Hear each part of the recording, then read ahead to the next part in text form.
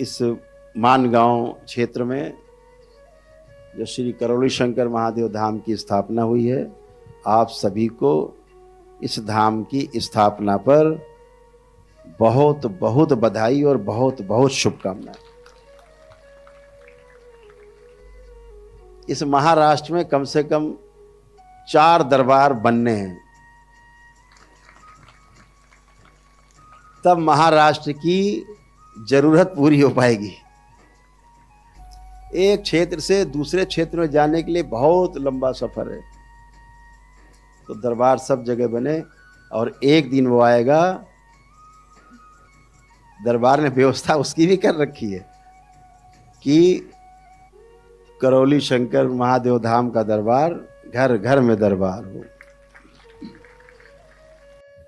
आज आपको कौतूहल हो रहा होगा आपके बीच में, आप तो पीत वस्त्रधारी हो, गेरुआ वस्त्र में बीच में बैठे, ये कौन है?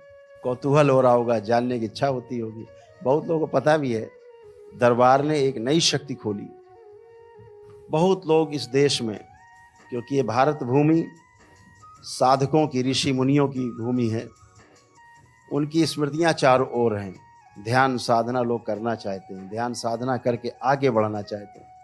तो दरबार ने एक शक्ति खोली कि कोई भी प्रक्रिया न किया हो दरबार की, सीधे भी दीक्षा की प्रक्रिया खोल दी, दीक्षा की शक्ति खोल दी।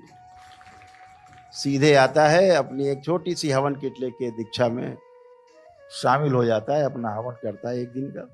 बहुत सिंपल, एक किटली, 5100 की किटली, और उसमें सब कुछ हो गया, दीक्षा ले लिए। अब ये दीक्षा के लिए तैयार हैं। जो आप दीक्षा करने में आपके पास शक्ति है, वो शक्ति इनके पास भी है। ये अपनी ध्यान साधना वैसे ही कर पाएंगे जैसे आप कर पाते। अब जो इनके रोग और कष्ट हैं, वो इनके तप से, इनके जप से, इनके जो अनुष्ठान, उसी से ही धीरे धीरे धीरे धीरे भोग इनके कटते जाएंगे। इसलिए खोला दरबार ने कि ये साधकों के लिए भी, जिसके लिए दरबार सबसे पहले बना, आपको भी तमाम गंदगी से निकाल के साधना की ओर दरबार लाया है, इसीलिए लाया। लेकिन आपके यहाँ से रोगों की, कष्टों की स्मृतियां नष्ट हो चुकी हैं, तो इनको भी ध्यान साधना में कोई समस्या आने वाली नहीं है। इनका भी वही हाल है, एको हम द्वितीयो नास्ति, न भूतो न भविष्यति।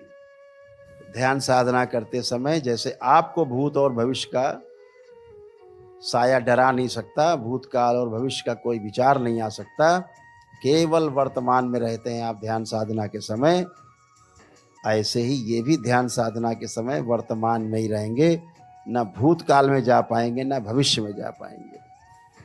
तो ये पहचान रहे इनकी कि सीधे दीक्षा में आए हैं, इसलिए इनके वस्त्र गैरिक हैं, ताकि पता रहे, इनको पता रहे और दरबार को पता रहे, और फिर उसके अनुसार से इनसे वार्ता हो सके हमेशा।